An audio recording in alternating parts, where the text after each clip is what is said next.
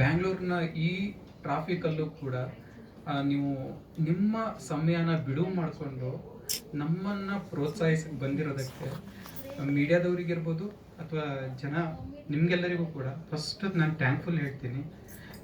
ಇದನ್ನು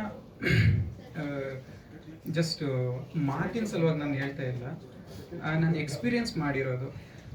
ನಾನು ಇವಾಗ ಡ್ರೀಮ್ಸ್ ಅನ್ನೋ ಒಂದು ಶಾರ್ಟ್ ಮೂವಿನ ನಾನು ಪ್ರಮೋಷನ್ ಸಲುವಾಗಿ ಪಾಂಪ್ಲೆಟ್ಸ್ ಎಲ್ಲ ಮಾಡಿಕೊಂಡು ಕೆಲವೊಂದು ಲೊಕೇಶನ್ಗಳೆಲ್ಲ ನಾನು ಡಿಸ್ಟ್ರಿಬ್ಯೂಟ್ ಮಾಡೋಕ್ಕೆ ಹೋದೆ.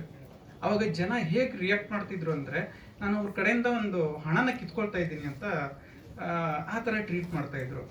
ಬಟ್ ಇವಾಗ ಯಾವ ಥರ ನಂಗೆ ಫೀಲ್ ಆಗ್ತಾ ಇದೆ ಅಂದರೆ, ಓಕೆ, ನಮ್ಮನ್ನು ಕೂಡ ಪ್ರೋತ್ಸಾಹಿಸೋದಕ್ಕೆ ಒಂದಿಷ್ಟು ಸಮೂಹಗಳಿದೆ ಅನ್ನೋ ಒಂದು ಭರವಸೆ ಬಂತು.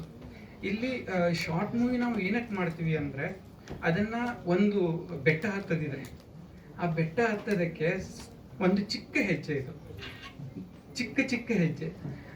ಗಣೇಶ್ ಸರ್ ಹೇಳಿದ್ರು, ಮನೆ ಕಟ್ಟಿ ನೋಡು, ಮದುವೆ ಮಾಡಿ ನೋಡು. ಸೊ ಅದೇ ಥರ ಒಂದು ದೊಡ್ಡ ಸಿನಿಮಾ ಮಾಡೋದು ಒಂದೇ, ಒಂದು ಶಾರ್ಟ್ ಮೂವಿ ಮಾಡೋದು ಒಂದೇ. ಏನಕ್ಕೆಂದರೆ ದೊಡ್ಡ ಸಿನಿಮಾದಲ್ಲಿ ಜವಾಬ್ದಾರಿಗಳು ತಗೊಳ್ಳೋದಕ್ಕೆ ಒಬ್ಬೊಬ್ರು ಇರ್ತಾರೆ. ಅದೇ ಚಿಕ್ಕ ಶಾರ್ಟ್ ಮೂವಿಲಿ ಜವಾಬ್ದಾರಿಗಳು ಅದು ಜವಾಬ್ದಾರಿ ತಗೊಳ್ಳೋರಿಗೆ ಮಾತ್ರ ಗೊತ್ತಿರುತ್ತೆ.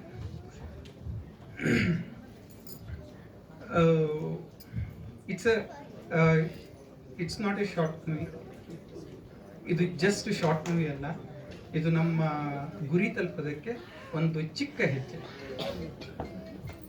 Thank you.